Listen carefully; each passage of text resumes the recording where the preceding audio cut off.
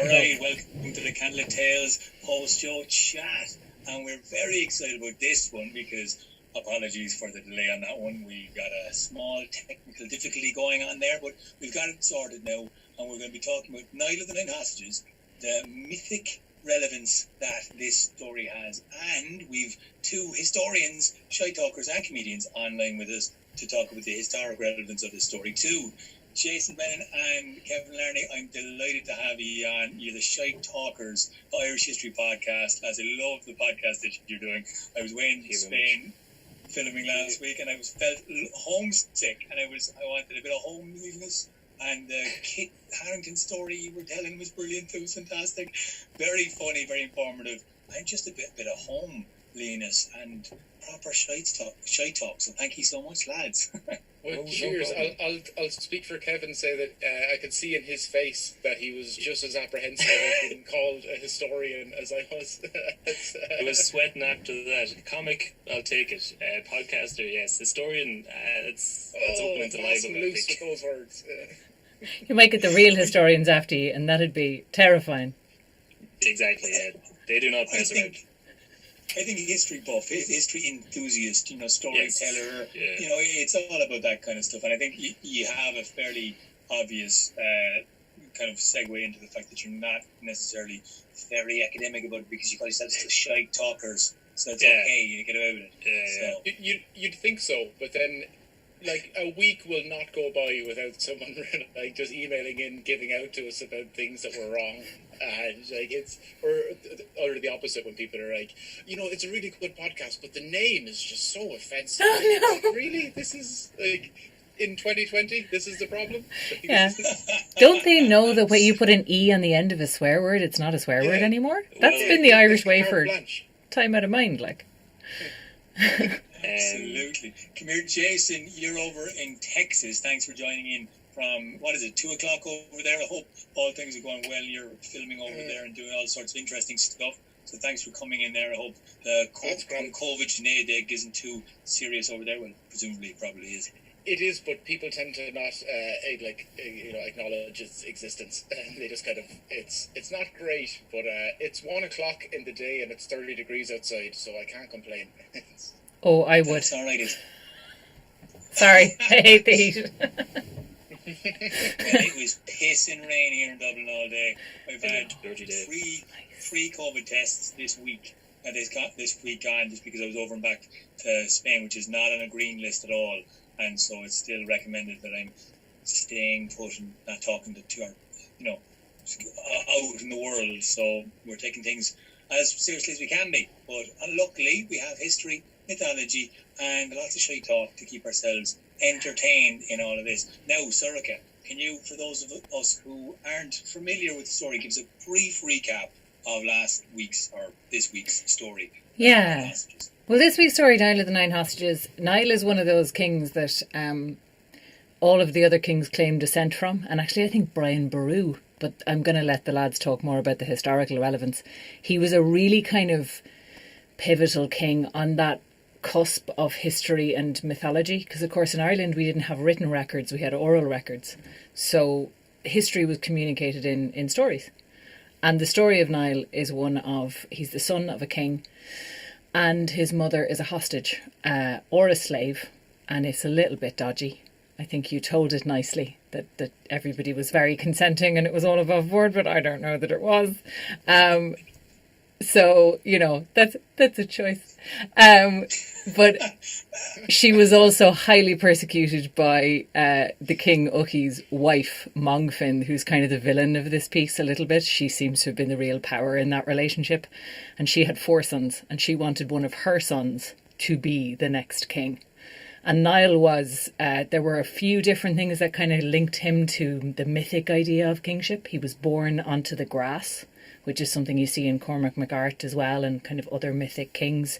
There's a peal of thunder when he's born. His mother is a water carrier, which is this whole kind of life-giving association.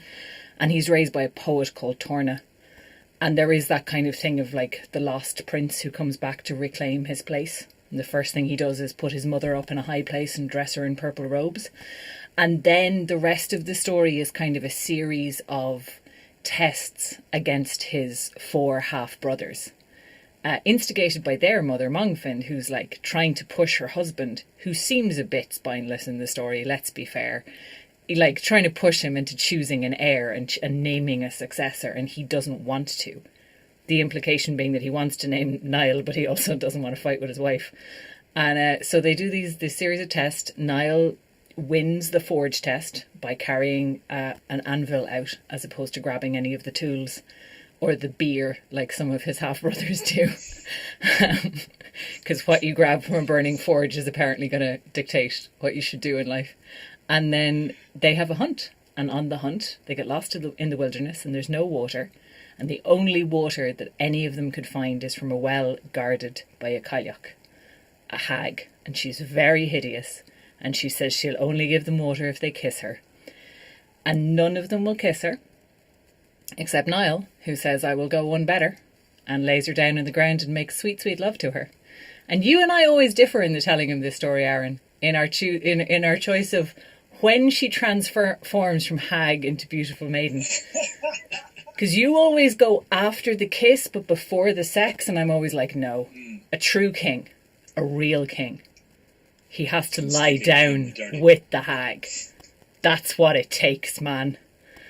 But she transforms into a beautiful young woman. And in some versions of the story, she like explains that she is a metaphor for sovereignty, which I always feel is a little bit on the nose. So we usually leave that bit out.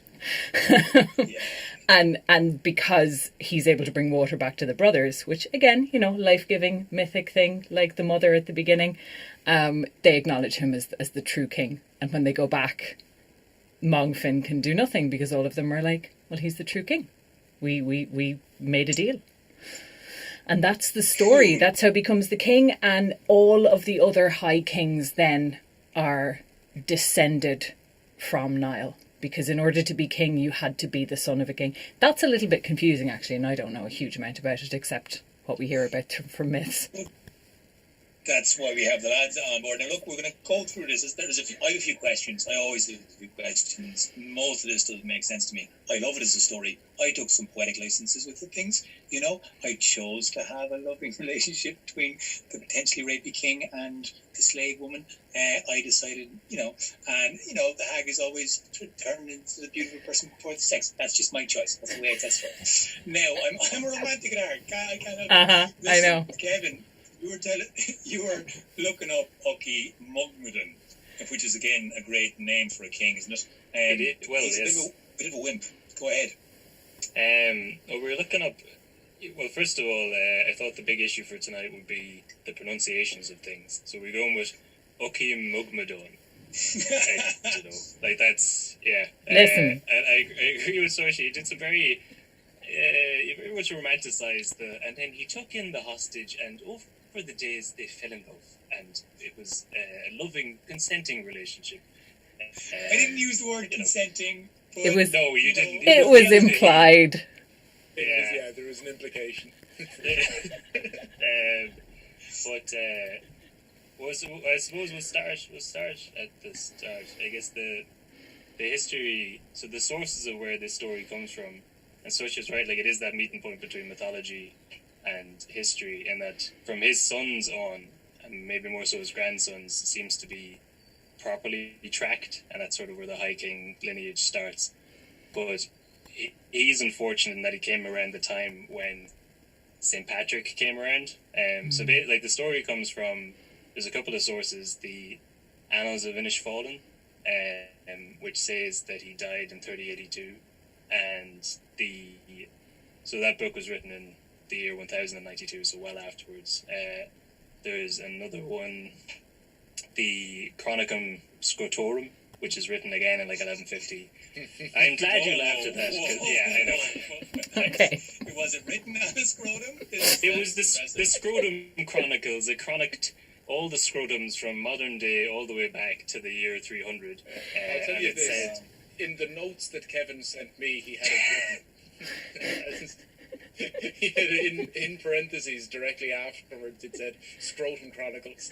See, I knew when I sent you my notes I was revealing too much about my writing process, because we don't share notes on our thing, but it says Chronica Scrotum and then Scrotum Chronicles afterwards. But I really want to say you can discount the Scrotum Chronicles because it's all a load of bollocks, but I feel like that's such a cheap joke that I shouldn't say it, but I did. It's there, it's done. You did it. Yeah. So, you just had to let it fall like that. But so according to that, it says he dies around 411, and then the Annals of the Four Masters say it's around 379. But all these books are written 500 to 1,000 years afterwards, and modern scholars like myself and Jason Brennan there reckon that all this is moved forward to accompany the mythos of St. Patrick, because Patrick's two earliest, this is a word I learned this week, hagographers, who write hagographies. It sounds like you learned it that well. I didn't learn it that well, I learned it up here, I haven't learned it in the mouth yet, but it means a story of a life of a saint is a hagography, apparently. So these two lads wrote the story of St. Patrick, and they wrote into the story that Patrick meets with Niall's son. One of Niall's sons is the High King of Tara when he arrives, Ligoira McNeil. So he's supposedly the first High King to be baptized. Don't know. But since they claim that he met Niall's son, and that they also claim that St. Patrick died around, one of them says 1461, the other says 493. 461 and 493. So already they're not right, but for some reason, all the other books written afterwards don't want to contradict. This is hagography. This is the word of St. Patrick, so they must be right, even though they're already wrong between the Both two of them. Both of them are right. Niall's son. Sorry? Both of them must be right, even though they directly contradict each other. Right. Exactly, yes. So then, because they're talking to Niall's son, obviously Niall couldn't still be around, so he couldn't still be the High King, so everything gets moved back. But so they reckon all this stuff is out by about 500 years, which considerable. Little bit. That is, but back that far, I mean, what's a couple of decades, what's a couple of centuries between mates when they're writing these things? Yeah. Well, I think that before you go on with the actual history, I think that it's worth trying to just pick apart for a moment what a myth is versus a historic story, because sometimes I kind of get stuck. I'm like, okay, so we know our Irish history very well in the last 100 years. After that, we kind of know a rough kind of 600 to 800, that we know fairly well. And then after that, things become legends, they become folk tales, they become kind of in the culture of the people. But then a myth is something that lasts that bit longer and is that much more culturally significant.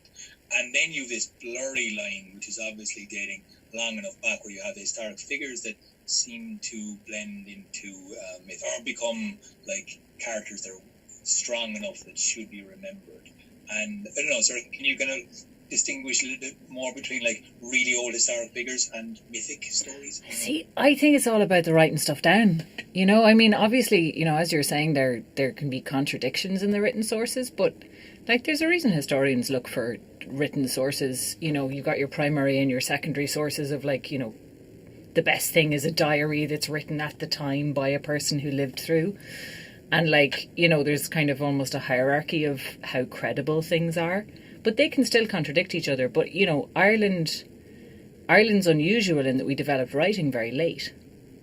We didn't put a lot of mass in writing for a long time because you remembered stuff. That was the point. And that was the kind of thing with the educated classes in Ireland. It was about remembering stuff. It wasn't about writing stuff down.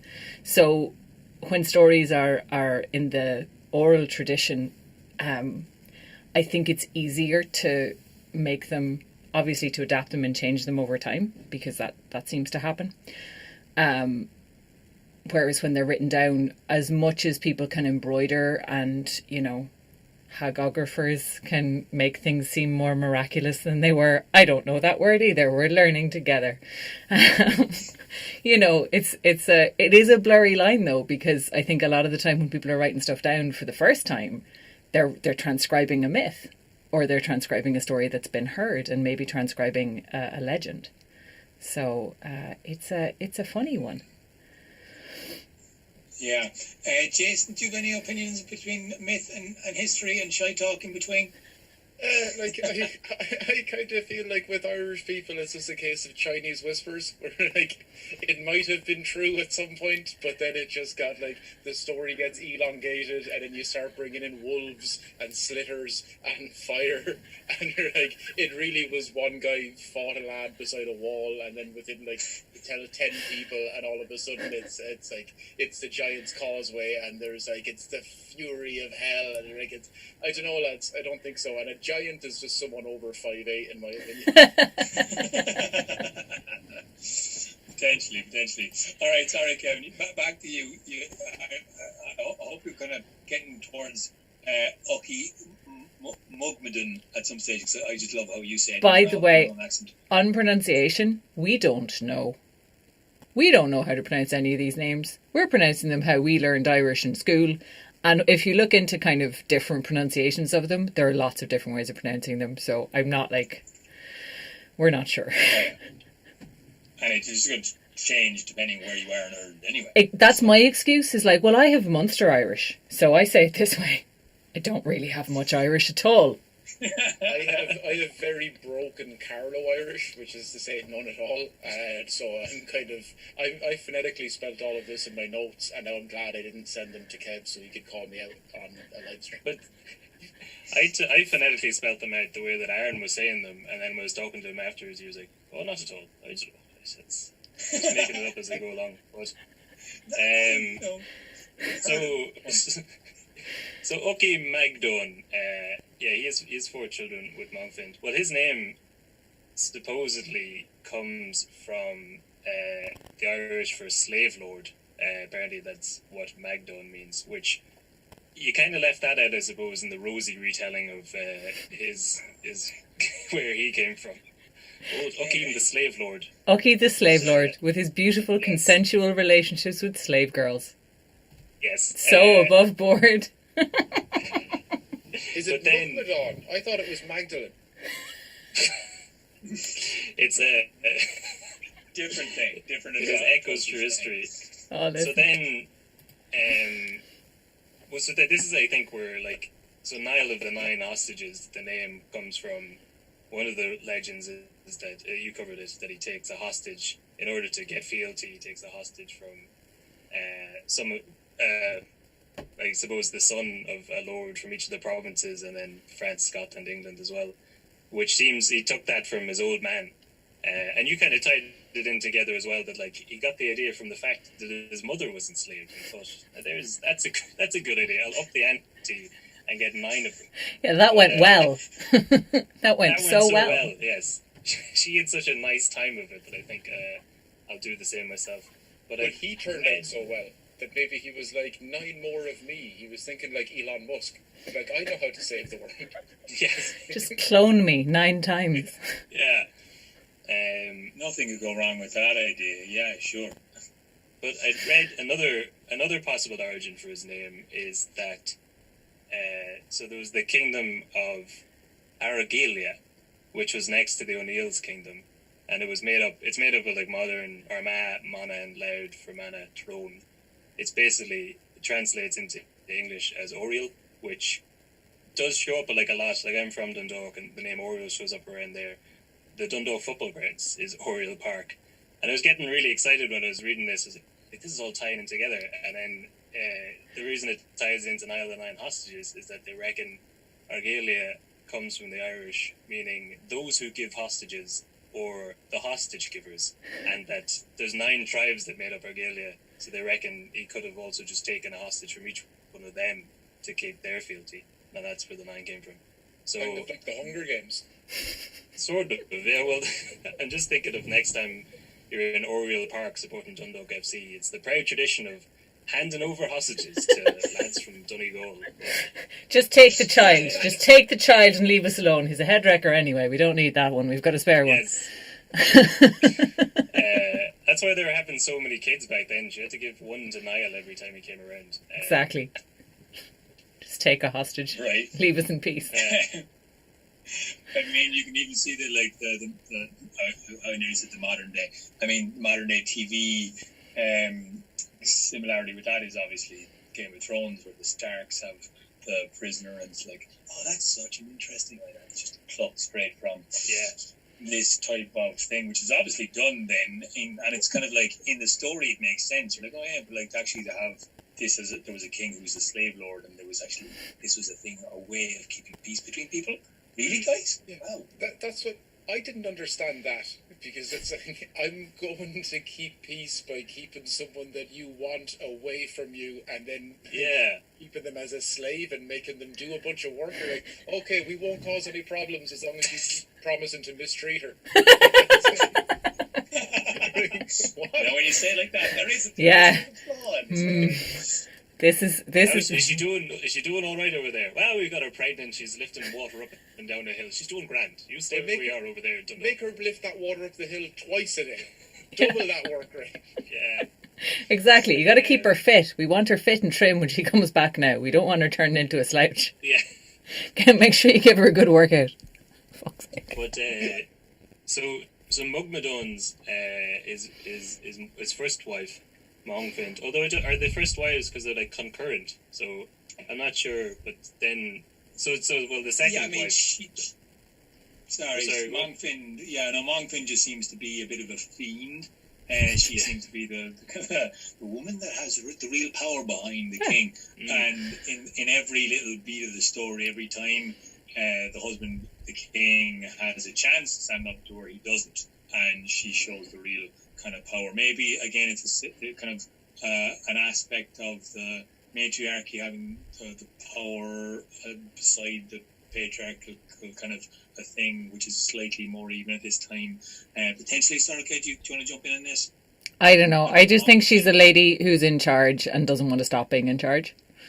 Like, she's in charge through her husband, who does seem like he at every opportunity that he has to stand up to her and tell her to feck off, he gloriously refuses to take it.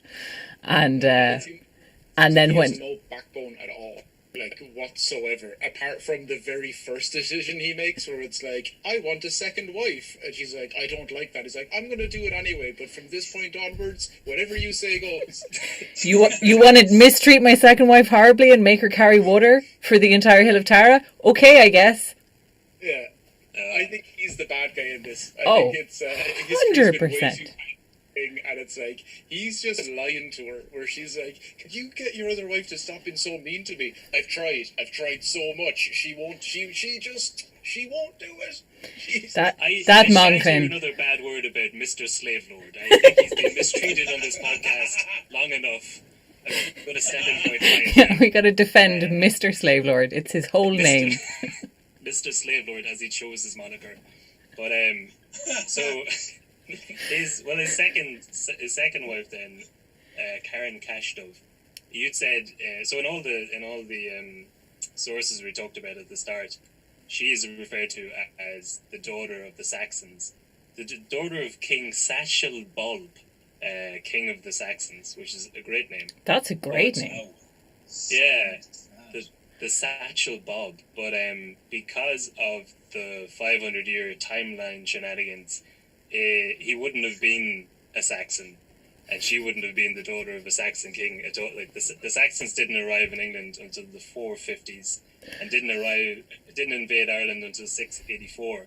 So by the time the stories are written, it seems like they just like recast the villain to give it a modern feel for the times.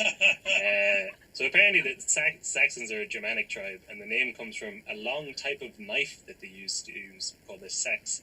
So obviously they were just like, it was the knife guys. We need a modern villain for modern audiences. No one cares about, Satchel Bulb. He's now king of the Saxons, and she's the daughter. She probably was the daughter of some lord from Britain, but it wasn't the old Saxons. Yeah, we're calling shenanigans straight away in the historical relevance of all of the rest of this. Shenanigans. Shenanigans for this. There's many shenanigans in this story. So she wasn't a Saxon at all, because they hadn't arrived yet. Or else she was a Saxon, but they pushed the story too far back to fit in with other things?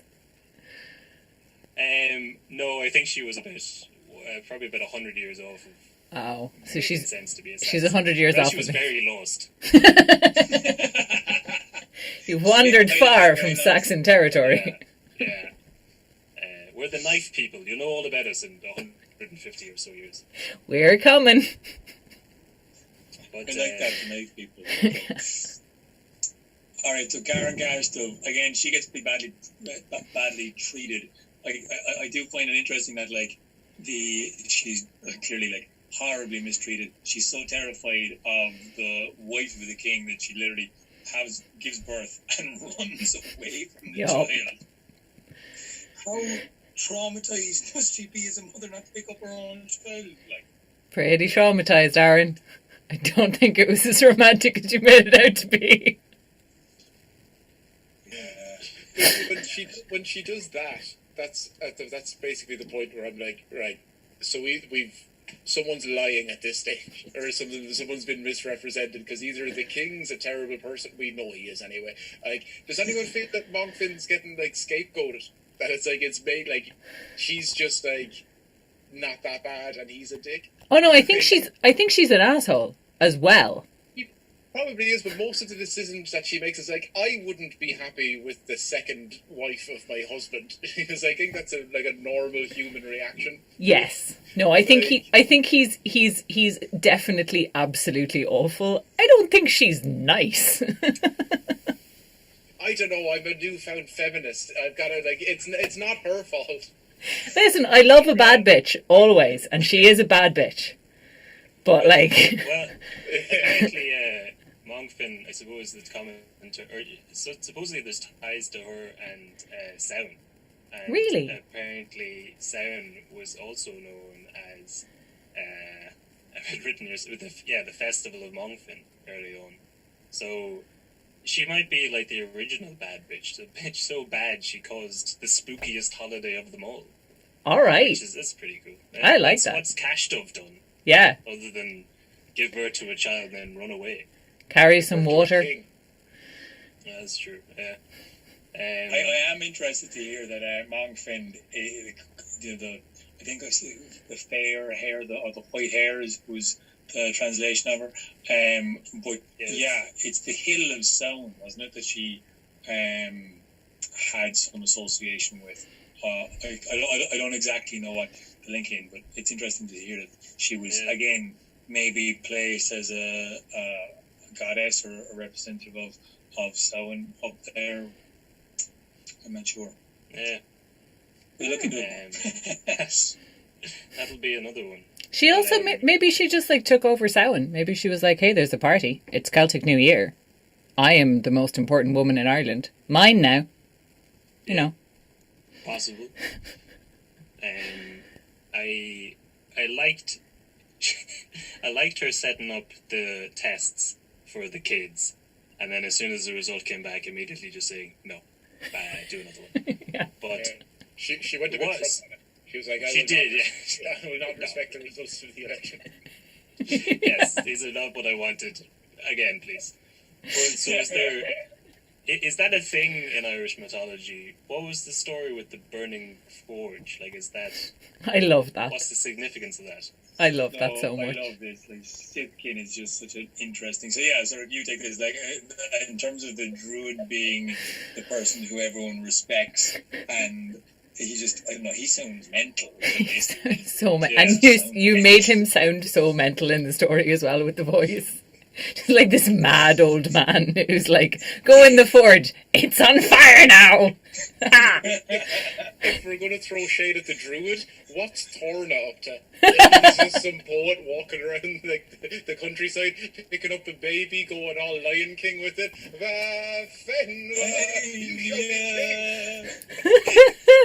Yeah, he's just wandering around looking baby. for discarded babies by the side of the road, as you do. And then he just runs away with the kid, and then not much is known about how he raised the kid. Yeah, That's there's a whole chapter there. Yeah. It's like, he was raised well. Seems legit. Yeah, no, I love the test because it's such a kind of like, he's such a trickster. To answer your question, no, it was not a thing. It's not a thing at all. That seems like it should have been a thing. I feel like it should be a thing. I think that's an excellent way to choose a leader. Just like tell them they're getting one test and then set the building on fire and see what they do. When I was listening, I paused the podcast just to check to see how long was left, because my guess was that none of them were fit to be king and no one opened the door to the baron. And that's just like, okay, let's make a new one, a new batch, a new king. Yeah. And you were throwing shade at, I can't remember which one it was, but one of them takes the sticks, the bundle of sticks out of the fire, and you were like, oh, it means he's feeble and unfit to be leader. He's going to stop the fire, Aaron. You're not going to leave a bunch of fuel in a burning building by the gasoline tanks and the pile of wood, and then you've given him a shtick about it. Hey, look, it's not me giving him stick. It's crazy Sitkin, all right? Yeah. That guy was mental. Also, why exactly is the test to see what they will bring out of the burning building? Because listen, Surely if they get themselves out of the building. if you think about it, it makes crazy druid logic. It makes crazy druid sense. Because you're under pressure. Forges were sacred. That's actually probably a relevant detail. Forges were considered sacred to the But Celts. still able to be burnt down. Yeah. So like, they're not that sacred. They were all shoved into a forge. And the test was, when you were under pressure for your life, what is your instinct to save? And if you just save yourself, then you shouldn't be a king. Because kings have to take care of everybody else. And if you save the beer, I love how your man is then like, okay, you're in charge of art. Because being art... Science. Art and science. I would have put him in charge of the FAI. But why did he brought out beer, and what was the other thing? Because I looked bellows. A bellows. Is that is that like an accordion? Because the way I was looking at it, was like something to stoke a fire. Yeah. I was like, that's almost worse than the guy bringing out the wood. He's like, just in case we really want to make this thing light. I'll bring the bellows, get it back going. So in the story you said Fiacre emerged with a bellows and a pail of beer, and Sitkin says, you uphold the beauty and the science of the people. He doesn't say which is which. I assume the rest of that line was, you uphold the beauty and the science of the people, and also you've got a bellows. The beer is all that matters. I'm pretty sure the bellows was... The beer was a lot of what mattered. Because beer is art and science, you know. Exactly, yes. Beauty and culture. Beauty and culture. Did you think that the druid was like just making everything up on the spot, as someone would walk out with like, that would be a representation of? It sounded like a junior cert English student trying to guess their way through a novel. Well, I think you'll find this represents art and science for some reason. I don't know why. It's a metaphor. Go with me. Yes. You brought out an anvil, therefore you shall be Bugs Bunny. But why was he so specific with everybody else? And then Fergus came out, and he's obviously an idiot. Most people would just be nice to him and be like, oh, Fergus, you'll be a man of the people. He's like, Fergus, you're impotent. You'll never make anybody happy. You'll die alone, and everyone hates you. I know, poor Fergus. You have to have one bad one. One bad one.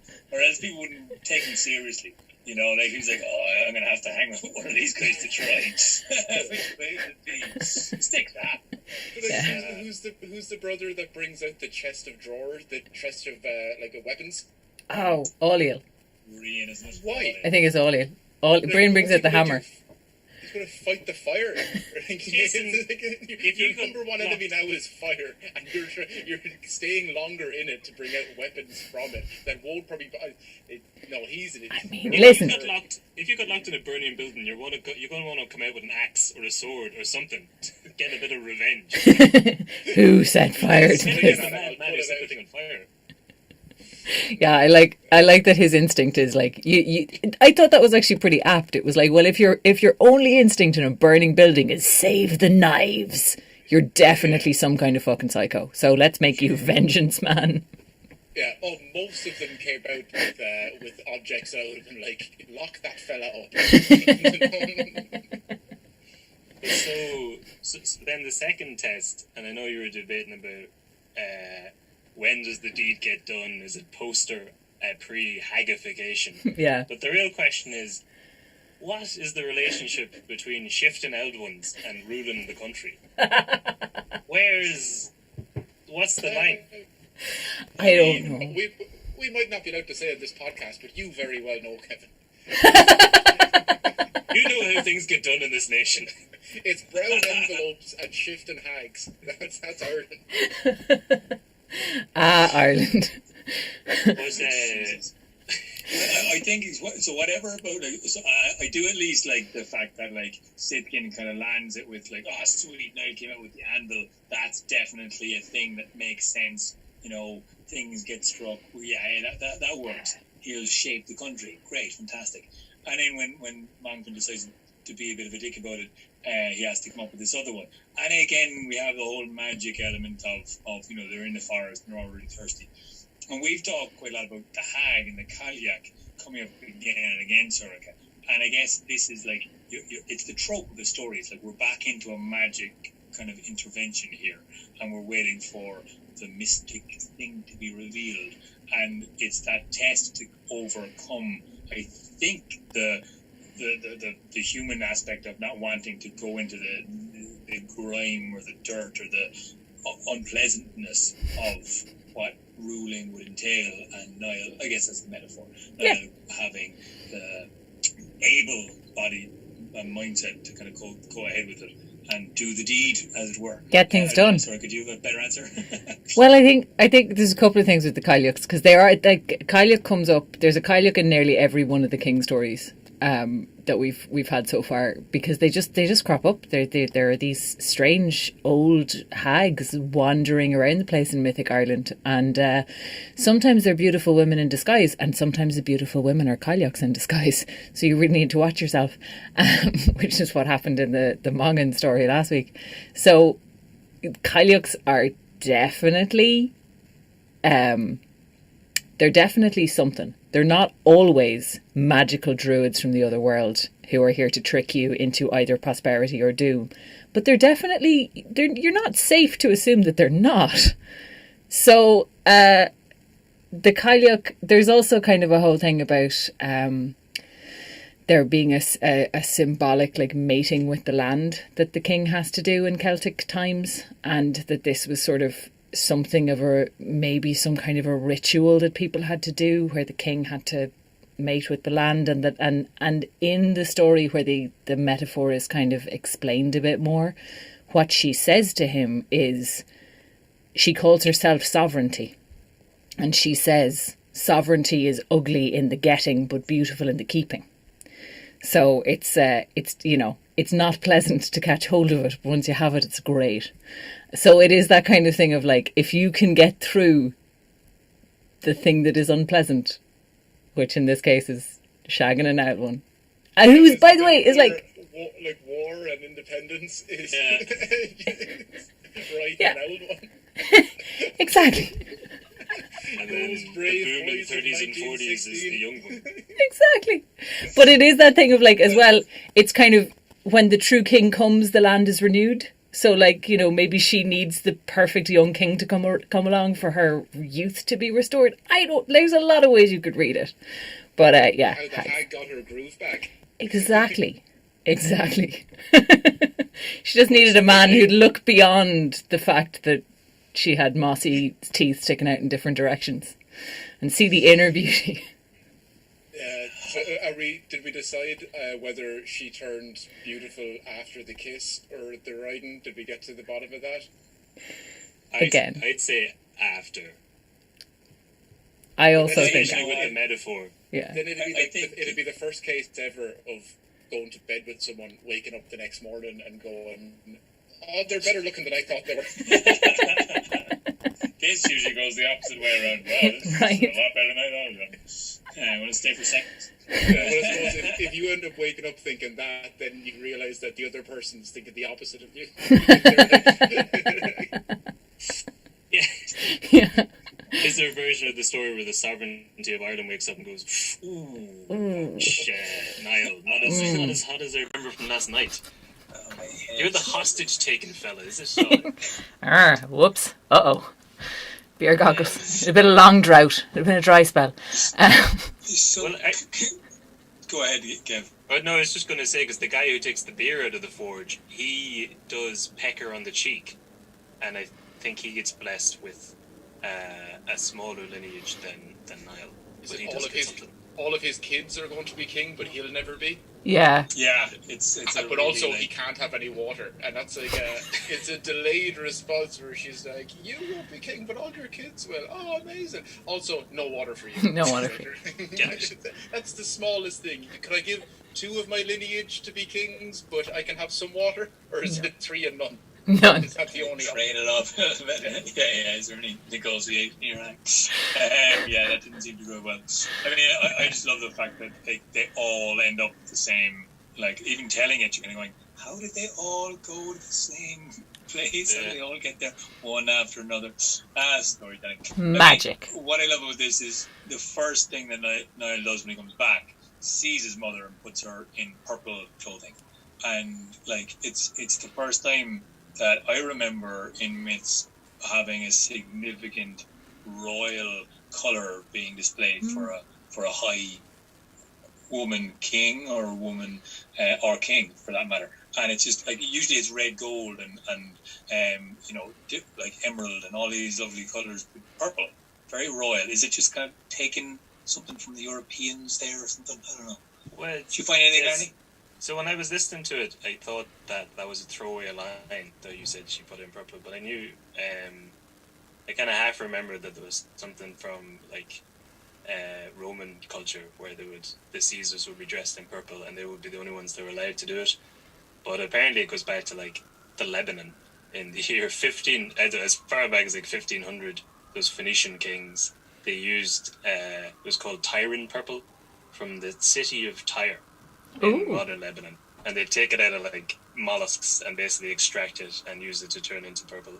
And because it was so difficult to do, and apparently it was some weird dye that it like got brighter as it went on, as opposed to faded over time. So it was only available to the elites because of how difficult it was to make. And then as the years went on, different cultures would put in laws that only the elites could wear it to kind of like separate them from the other lads. And I kind of thought it was that the Irish had picked that up. So apparently we were doing the same thing here. We were using different mollusks from the Atlantic to extract purple dye.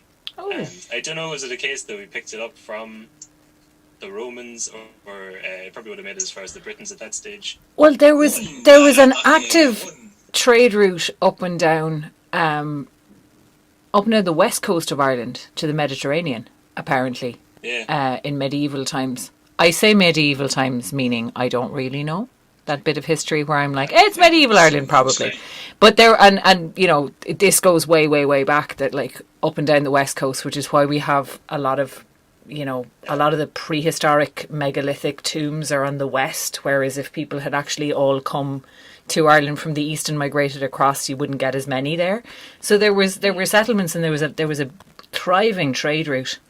I know there's something that we've talked to Oisín about ages ago, where Irish music is really heavily influenced, like Irish trad is really heavily influenced by traditional Middle Eastern music, and it was that same Mediterranean and then on up trade route that we kind of apparently got it from. There was a whole lot of cultural exchange happening there, so it could have been something that we picked up from them. And well, also cultural exchanges. That's the sort of phrase that Aaron would use for when the Vikings stole all of our women to Iceland. Yeah. It was a sort of meeting of minds, you know. A couple of people went on Erasmus to Iceland and never came back. And just decided to stay there out of their own free will. She saw a wonderful, handsome Scandinavian raider, and she thought, I will deliberately go with him.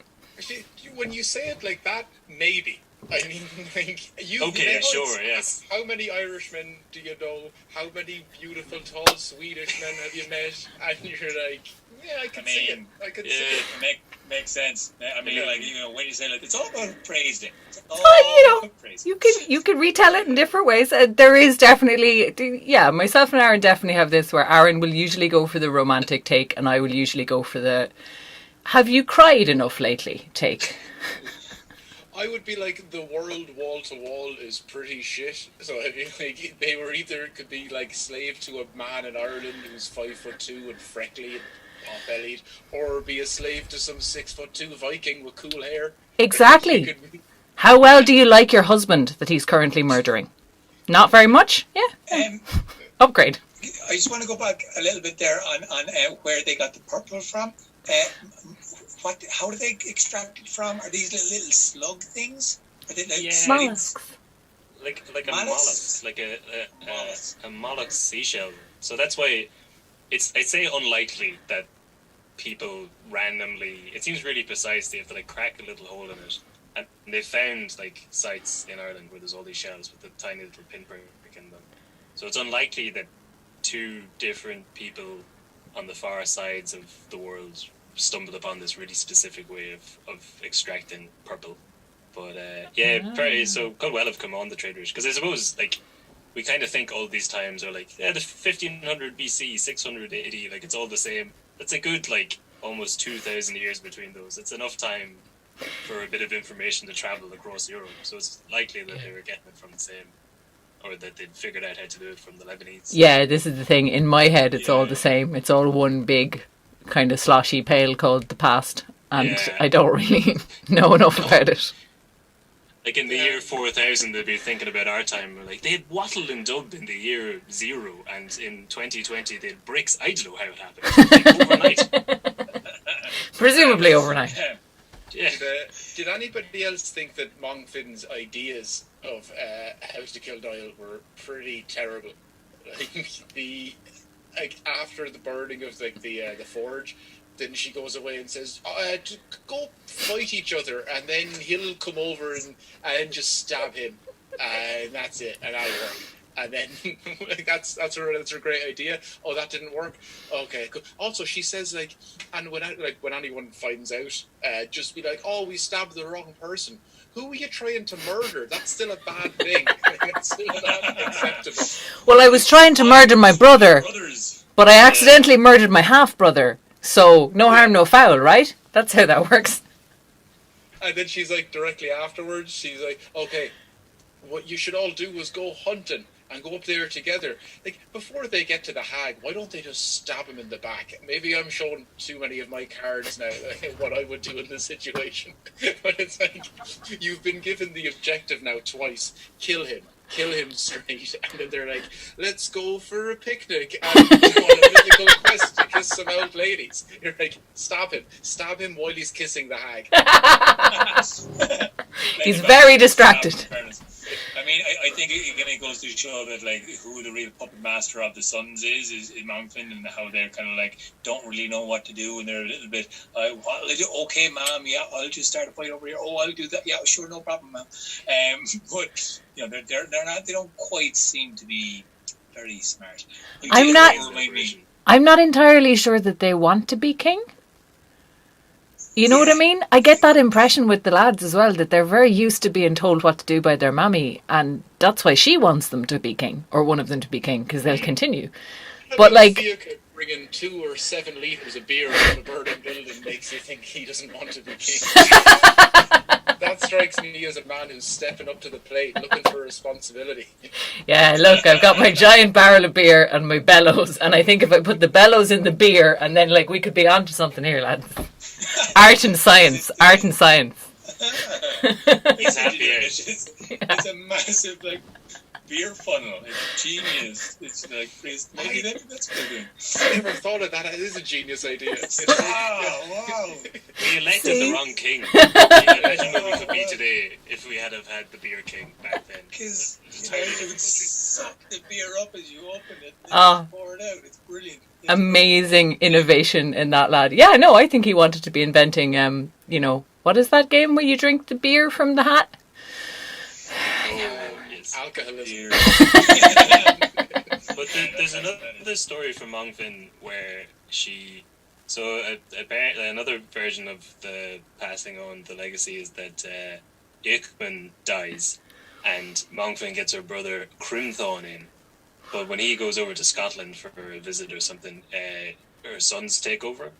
Now and then when they come back, she sets up a feast between the sons and Crimthorn and plans to poison Crimthorn during the feast. But he is rightly enough suspicious of her, so he doesn't drink the poison. He won't drink the drink unless she drinks it first.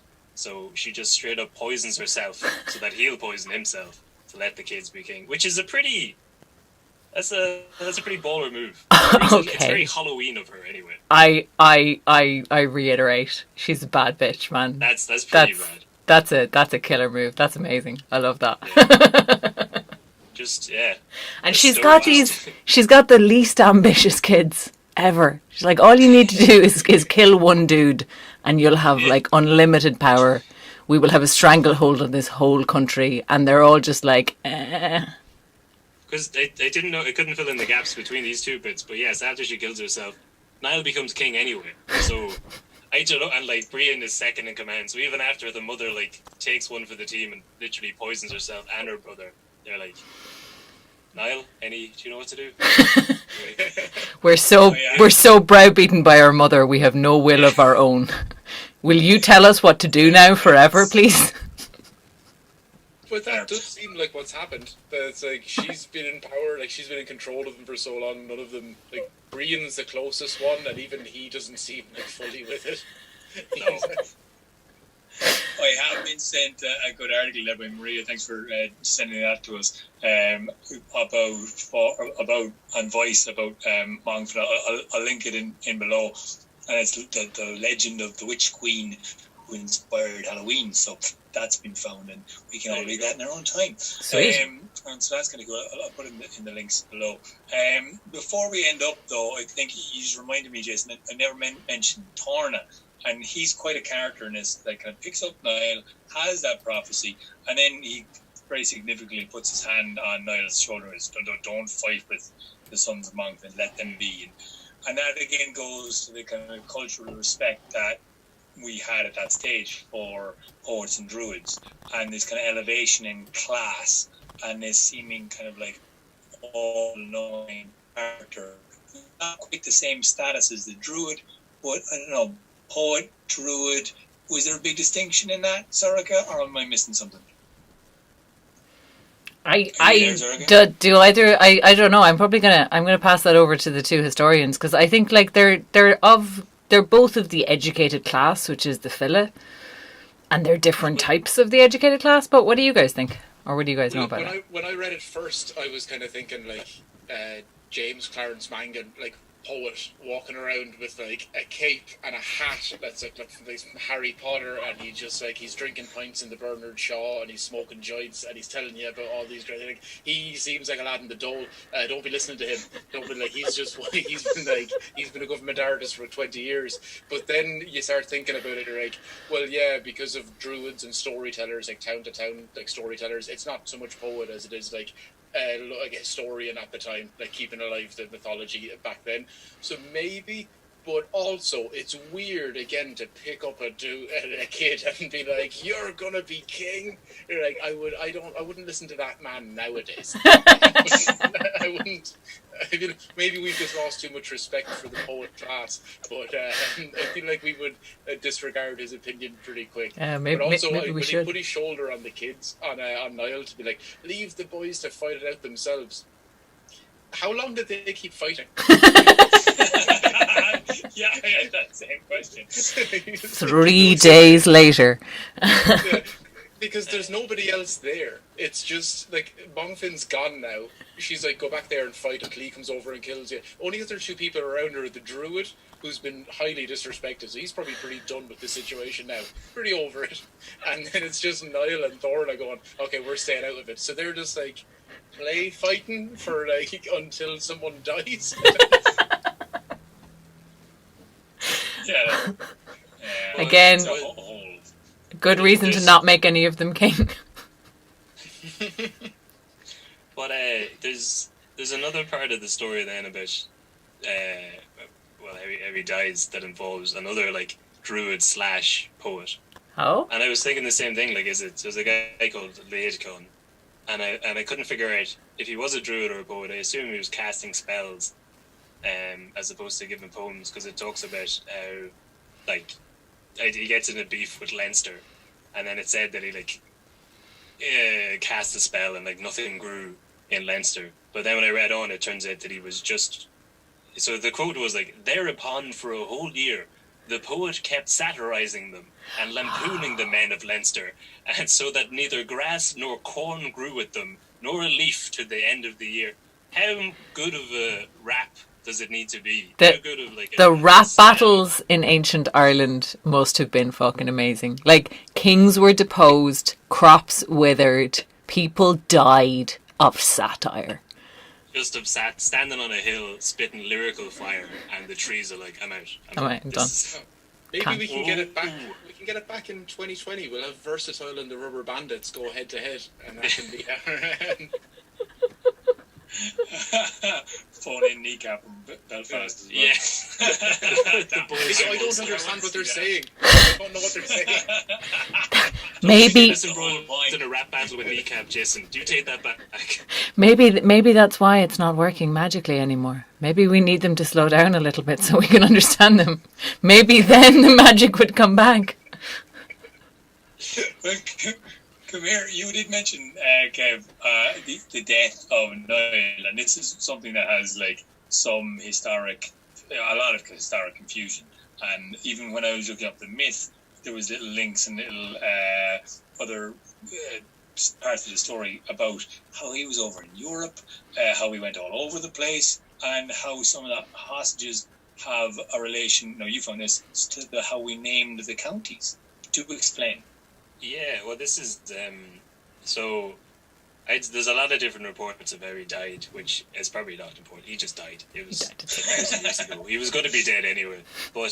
And so this is where it starts to cross into history and myth, because his sons, so the Nials, like the Nials, the son of Niall, they set the tone in Ireland for like the next from the 6th to the 10th century, for pretty much 600 rows in the trot. They are providing high kings. And so one of his sons is called Conall Gulban. I have no idea who the mother is. She doesn't get a mention in this, but anyway. There's Conall Gulban, and he goes on to a big family known as the Kenne Conall, or the Kindred of Conall. And they set up a kingdom for themselves in the northwest of the country known as Tir Conall, the land of Conall, which is now Donegal. Ha! And I only got this, myself and Jason were doing a series on the War of the Two Kings in the 1600s with like William and James, and the leader of Ireland at the time was called Richard Talbot, and he's given the earldom of Tir Conall, and we were trying to figure out who Conall was, and this is it goes back to like 1,000 years before. It was the land of one of Niall's sons. And then last weekend, I'm living in Inchicore at the minute, and I was walking around, and I only copped on that like every street in Inchicore and every neighbourhood is Tir Conall something, Tir Conall Avenue, Tir Conall Park, and all this. So it's all going back to one of Niall's sons. That's amazing. It could be a giant coincidence. It could be a giant coincidence. It just it could be real well off. It could be a different Tir Conall altogether. But definitely no expert, but the whole naming of places usually has 2 or 3 or even 5 different stories, because it's so freaking old. And then it got anglicised and got completely fucked around. Yeah. Then the pronunciation was different, and the New Irish versus the Old Irish was different again. So you're just trying to. Well, there's another one about, which is exactly that. They is the similar another son called Owen, and they has the family called Kenna Owen. And they were pushed by Connall's descendants over to the west of the country, so they set up Tir Owen, which became Tyrone, which is the land of Owen. But then when I was looking at the translation of that, so it's Tir Owen, Eoghan, and then we were translating it into English, it's obviously like land of Owen. But I gave the translation of like land of Owen. As like, you've translated it too far, translated half of it. But even when you translate it into English, you still can't be like, it's still not Owen, it's Eoin at a stretch. It's like, bring it back a level. I know I can only understand it in English, but not that much. But so between Tyrone and Donegal, so like the O'Neills are like big in the north, but they seem to be the origin for Tyrone and Donegal anyway. Ah, cool. And then, yeah. Amazing. I mean, like, all of these things make me kind of go, wait, hang on, what? Well, it's a whole area of folklore is like the Din Shanachas and the stories behind the place names of Ireland, and like you said, Aaron, it's very scrambled because of things being anglicised and also things having many different versions of how they got that name. But it's like fascinating. It's really cool. Listen, lads, thanks so much for doing the research of that, finding out way more than I had expected, and chatting shite with us. It's been very, very entertaining. Kevin, I hope you're all right in Shakur. Jason, I hope you're keeping well over in Texas. And Sorka, it's good to see you. I know we're all separated but connected, so we're trying to keep up our social interactions while minimizing our... What Aaron means is he's going to go full crazy over the next 2 weeks because he has to isolate again. There'll be a podcast every day. Full crazy. You probably will. The next podcast, The Collective History of Ireland. And it's going to be one podcast. It's going to be 57 hours long. Yeah. One take. Here we go. Here we go. I got my espresso. I'm good. I'm good to go. All right. Yeah. All I need is a few spills on the side. You're grand. And that's right. Yeah. Thanks a million, lads. I did grow my own spuds. He's also proud of his spuds. We'll be releasing this podcast soon. Thanks everyone for joining the live stream. I didn't keep an eye on it. Was there anybody I meant to check and ask you? Did people message in? Should we say hello? Read comments out? Did that happen? It's fine if you didn't. Yes. Just cover our bases and be like, hey, John and Mary and Moira and Philip and Finton and how many can we do? Well, we've got actual people who commented. Jasper, hello again. Maria, Kira, Sunbeast66, all wrote into us. That was my first guess. So there you go. Sunbeast, of course, Sunbeast66. Of course, Sunbeast66. Yes.